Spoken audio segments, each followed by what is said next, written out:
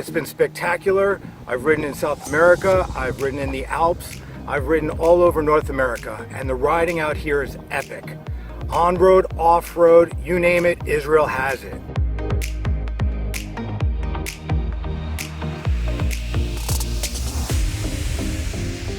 This is one of the best riding tours that we've had, and we've been all over the world. Nothing compares to what we experienced here.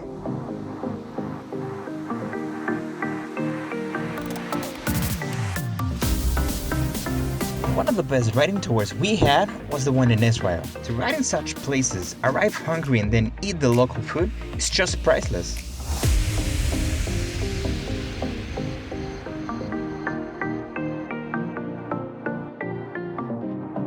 The combination of people and places in Israel is simply amazing.